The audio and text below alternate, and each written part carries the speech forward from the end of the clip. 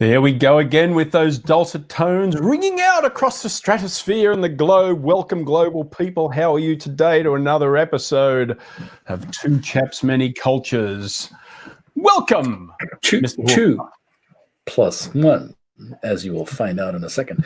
Welcome, everybody, to Two Pale Male Stale, Two Chaps, Many Cultures. And, are we going to add some culture for you today? Because you're tired of looking at these ugly blokes, but we have something that is quite interesting, isn't it? Absolutely. Yes. So energy. How's your energy today, my man? Oh, it's on, I don't know, it's on 11. If you watch the Spinal Tap, I turned it up all the way to 11. There we go. Absolutely. Yes. Turn it up to 11. With or without cowbell, does that make a difference? We always need more cowbell. That is a given. We always need more cowbell. Well, today we're talking about energy and how we use energy in leadership, how we portray, how we project energy, how we bring energy to ourselves and to other people. And because we might possess our energy, to learn about this, we're going to bring in a special guest. And of course, let me introduce to you the wonderful, incomparable, who needs no introduction, really, Yuko Deneuville. Bonjour. Bonjour. Konnichiwa. Bonjour, and konnichiwa, and guten Tag. Guten Tag, yeah. And Guten g'day, Tag. mate, lovely, and all that kind of stuff. How are you today, Yuko? I'm feeling fantastic, and thank you for having me, Christian and Brett. You're fantastic. I love that word. That brings my energy up to 11.5. That is awesome. Fantastic. That's all you have to hear. Fantastique. I am fantastic. C'est formidable. How about that, Yuko, I didn't ask you this before we went on the program, but on this night that PSG advanced to the next round in the Champions League tournament, I don't know if that matters to you as somebody with your French connection, but that is important that Paris Saint-Germain won the match today. It kind of angered me a little bit, but that's okay. But that's, well, it is what it is. Let's not talk about sports or soccer. I don't want. Yuko's energy just went, oh. Why do you talk about that? What he's talking about. The reason we have our wonderful Yuko on today is to talk about energy, because Yuko uses energy and the I guess the exploration of energy in terms of her own life and what she's discovered, but also now applying it to coaching work as she works with people and people around the globe that are moving cultures and working with other cultures. So tell us a little bit more about this, how you formalize this. I know you use a tool. I had the good pleasure of doing the assessment and having you debrief it for me. So personally, but just tell us more about that, and perhaps there are multiple levels, of course, and we probably won't have time to jump into them all. But just the idea, the concept behind it, and how you apply it. Yes. So thank you for inviting me to talk about this topic I'm so passionate about. It is energy, because we are all human being of energy, and we are also all leaders, right? All leaders, whether we are a coach, a trainer, we are our parents, we are all leaders. And the goal of this tool, the energy, it's called the Energy Leadership Index Assessment Tool. It's a behavioral assessment tool. The goal of it is to become a better leader in our life. And so we have 7 levels of energy. So I loved what you said, Christian, earlier, that you're at level 11, because it's even above what exists actually in this He's chart. making up his own levels. He just like, he's skipping 8, 9, 10. He's just going to his making it up. Yeah, but I love that. It was so funny. So yeah, we all have 7 different levels of energy, and this concept called the core energy concept has been developed by Bruce Schneider, who is the founder of IPEC, which is a school I've been through, the coaching program I've been through. And basically, just to make it simple, since it's such a complex topic, we all have what we call anabolic and catabolic energy. And there is no good and bad energy. But for example, I can ask you, Brett and Christian, to try an exercise. But while we speak, if we jab our ribs hard with our fingers, like let's have a conversation, let's just jab yourself. So how are you, Christian? You're good? I'm still at 11. I'm almost breaking the barrier of 11. And cleaning my wrist makes me feel somewhat cleaner. Yeah. That's just an exercise just to show you can stop, Christian, because it hurts a little bit. But the goal of this exercise is just to show you how catabolic energy can have an impact. So catabolic energy usually is the energy that is more draining, that releases chemicals such as adrenaline or cortisol. So that's the effect of the fingers on your ribs. Even if we want to speak or take any action, as long as we have these fingers in the rib, it's hard to focus, right, on what we want to say or what we want to do. So that's the catabolic energy on one hand. And on the other hand, we have what we call the anabolic energy. So it's more the energy that is uplifting, that's more the testosterone. So if I give you an example, for example, when you go to the gym, you have a lot of adrenaline, right? You go to the gym, you work on your muscle, you work on your, you work hard, you sweat. So that's more the catabolic energy, which is not good or bad, right? In this situation. And then you need some time after the gym to relax and stretch your muscle and go back to this and take care of yourself. So that's the anabolic energy. So we all need both catabolic and anabolic energy. And what I love about this work is that, and in our cross-cultural field is so connected, because whenever we move to a new country or we communicate with someone from a different cultural background, or let's say suddenly you have a manager who is from a different background and culture, and so it's stressful for you because it's something new, you go automatically and unconsciously to the catabolic energy. And so there are two levels in the catabolic energy. The level one, which is the victim mode, and where you think that, oh, what is happening to me? I don't have any control of the situation, I'm losing. Or you have the level 2 energy, which is more towards angry and blame. You blame others. So it can happen when we are in judgment, right? When we judge someone from a different culture, or we are in level 2 energy. And with actuality, right, we can see so much of level 2 energy right now in our context, no? With the racism that happens. The COVID-19, we blame the government, we blame everything that's around us. So that's catabolic energy that is affecting us. And so the goal of the core energy coaching is how can we switch into that consciously to more anabolic energy, like such as level 3 to level 7. Level 3 is more the energy where you think, okay, it is what it is. Now I have to take responsibility for the situation, for my thought, for my emotions. I don't know if you want me to show you maybe the energetic self-perception chart, just to have an idea, since it's so complex, or you want me just to take you through verbally? I have a screen, maybe that will... let's bring it up. Let's bring it up. Yeah, because I think that this would be...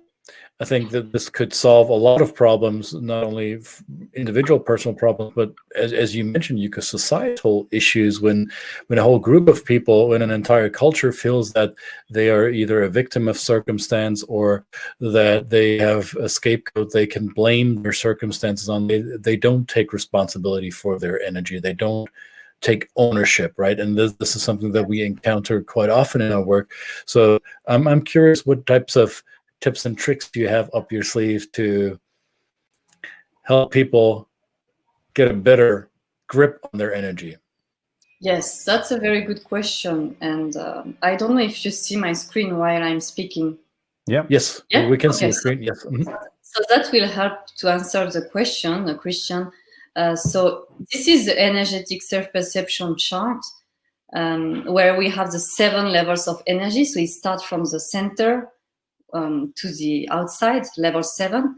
And basically, we can see that each levels of energy has a core thought. You read it from the left, core thought, core emotion in the middle, and core action or core result on the right hand. So how you switch your energy, to answer your question, Christian, is to basically understand what is the core thought that you're having that is impacting your energy. So, for example, I give you a perfect example. Like, for example, let's say, I don't know, give me an example. It will be more fun. Give me an example of a situation where I could have different reactions. A resourceful, a situation where I was in a resourceful state of mind, or where I was, I don't know, frustrated or unsatisfied. What example would you like? Maybe give me an example where you were unsatisfied, so we can see how to switch that around. Okay, I'm easily unsatisfied when I notice that my resources are stretched to the limit. For instance, I'm trying to do, like this morning, I was trying to do a webinar, and I had to move myself into a corner of the house where I did not disturb anyone else because we had recordings going on today. And I also was responsible for taking care of our dog, who wanted my attention while I was trying to stay focused on the webinar.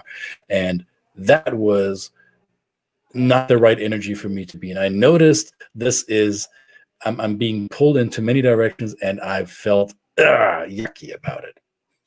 Right. So it sounds like, you were like in a, so the core thought that you had at this time was that you had so much going on, and you felt like, the thought was probably, I can't stay focused. I think that was the thought. The course, I can stay focused was the course. So the result of it, the core emotion, was that you felt. How did you feel around that? I felt that I'm not serving everybody that I was supposed to serve. And so I felt, what's the word for that? Someone help me out here, Brett. What did I feel like? I felt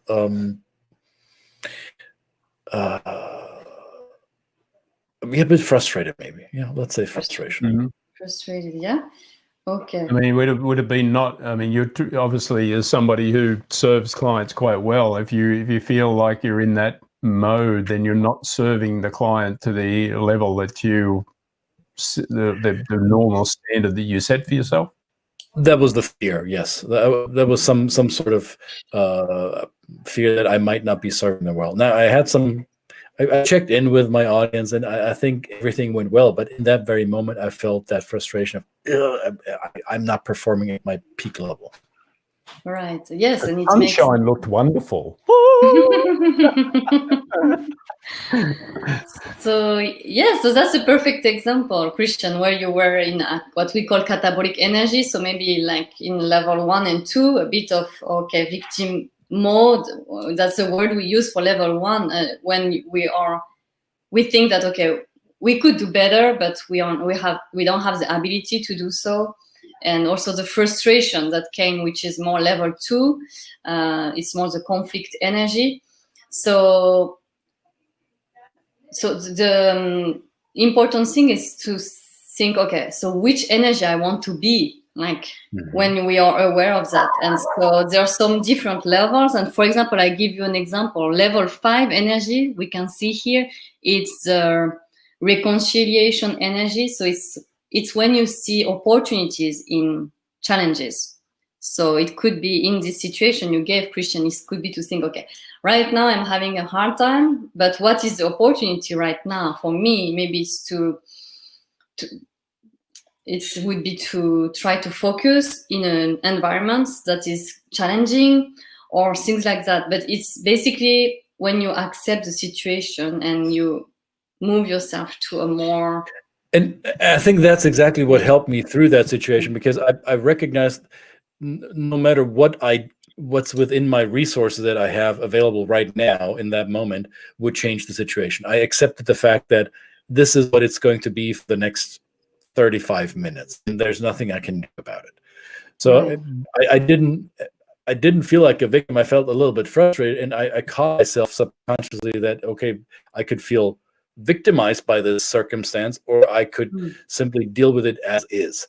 And I reminded myself basically to be comfortable with the fact that, okay, this is not going to be as quote unquote perfect as I want it to be, and it's still going to be all right. As we said on our episode yesterday, Brett and I just ship the work. So I shipped the work, okay, and it wasn't necessarily at 99.8%. It was probably at 96.3%, and it was still pretty dang good.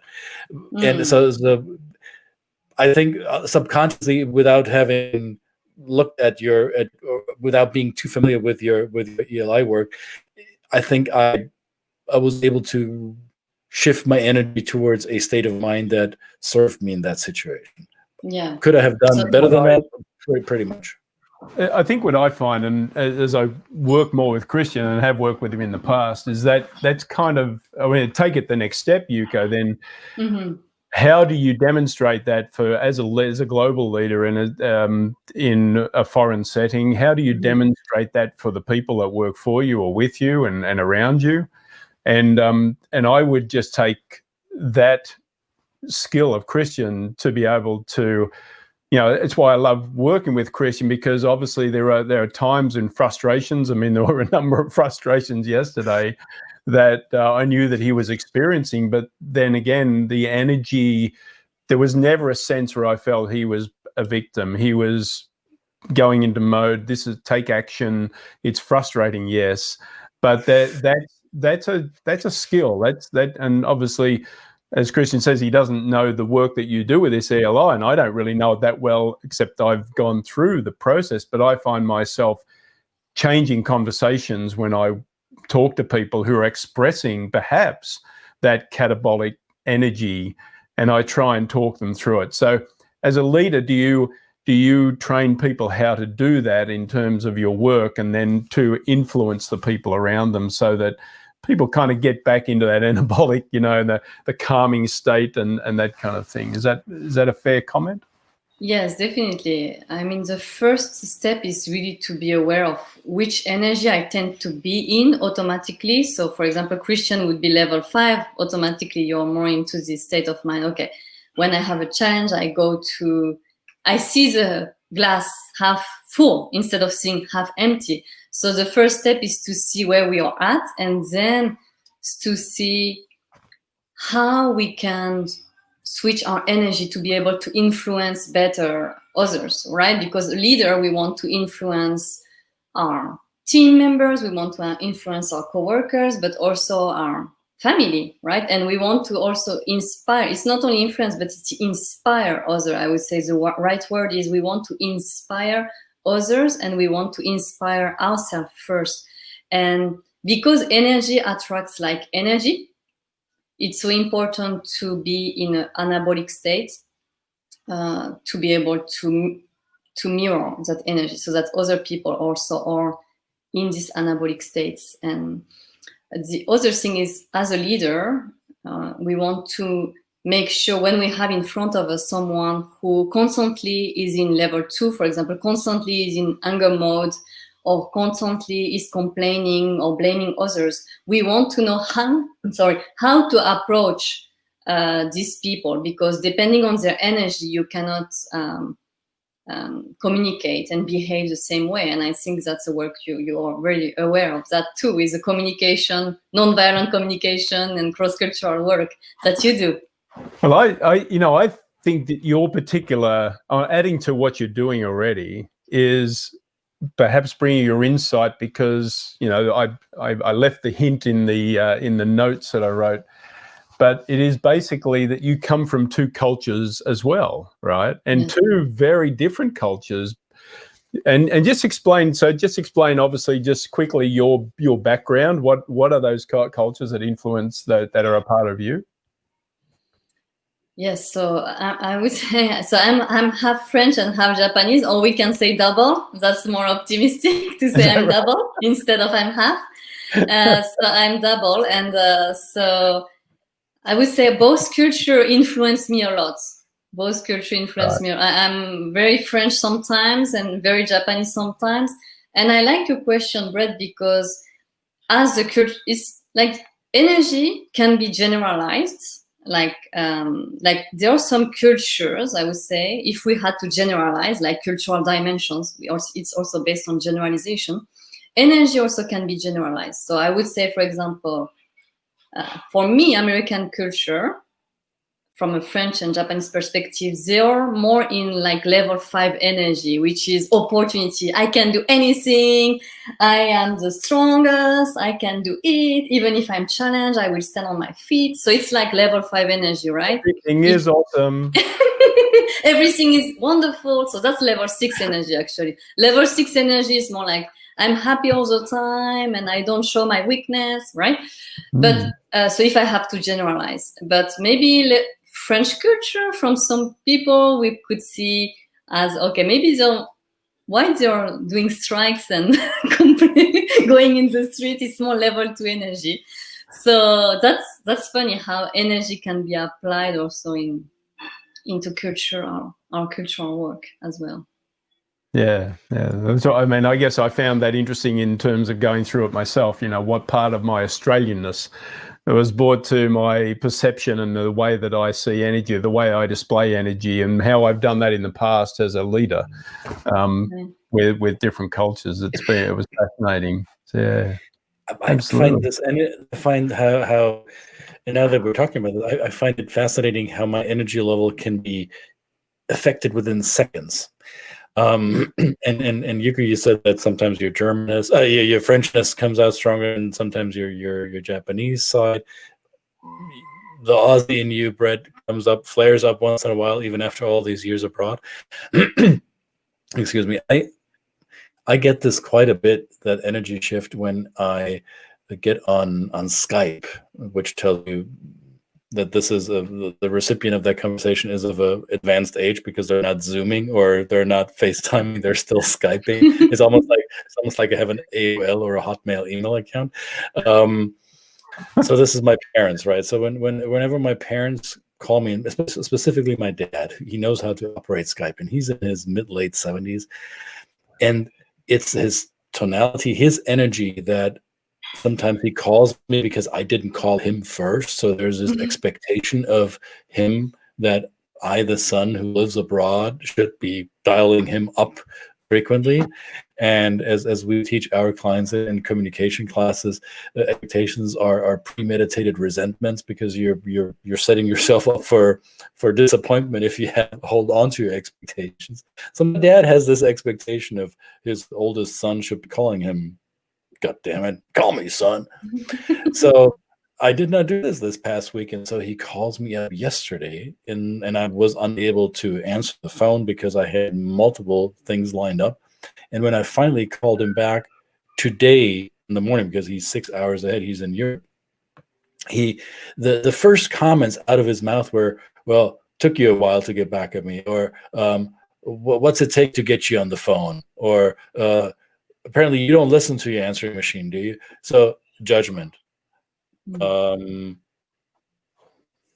don't want to say victim, but it was this accusation, and which I usually look forward to having a conversation with my family. And when the conversation begins like that, this is his default mode. And I know him long enough. I know him all my life. Ooh, go figure.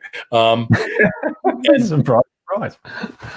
And it still, I recognize how it affects my energy. As much as I want to be in my positive level, or in the resourceful energy level, it immediately affects me. Like, because I recognize, oh, dang it, in order to build rapport with my dad, I need to get into the dirt with him. I need to get at this energy level before I can lead him out of that energy level, if possible at all.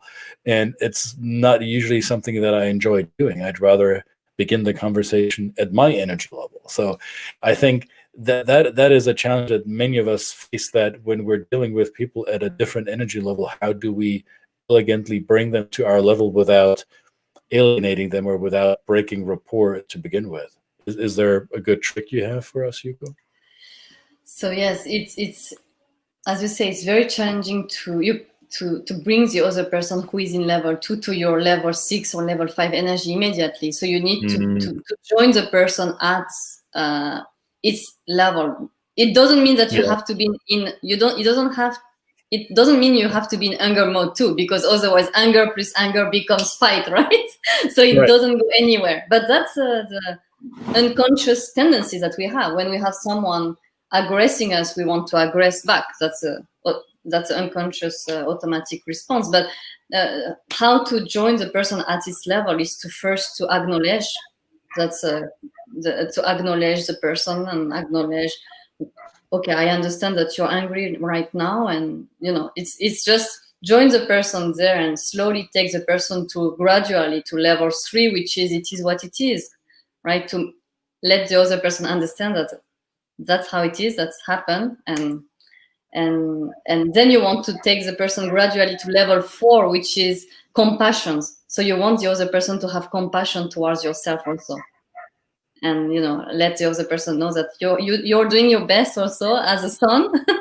But sometimes you also have challenge, and you cannot cause your dad right away. So you want to bring slowly. Usually it's a step-by-step process, like a stairs. You want the other person to climb the stairs of the energy to join you.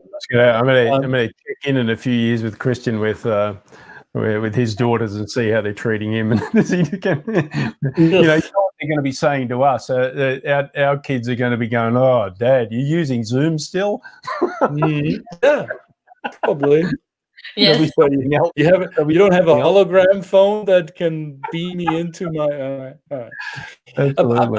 I want to dig into your doubleness a little bit, Yuko, because many of our audience probably are familiar with you because they met you at some conference or they've maybe done some work with you, but not everybody is intimately familiar with the lovely Yuko. So Yuko appears to be the Japanese first name. Deneuville appears to be a French last name.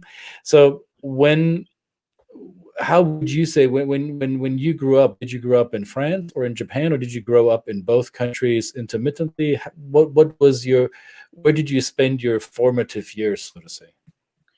So I grew up in both countries. So I was born in France, and at 6 years old moved to Japan with my parents, my sister, and I stayed there during 9 years. So I spent my childhood and teenager years in Japan, and then came back to France at 15. Okay. So so I have both culture, I would say, both way of thinking, definitely. And have you learned as an adult, or maybe even sooner than that, when to dial up the French side and when to dial up the Japanese side, so it is helpful for you in that situation, so you can get to the right energy that you need to be in?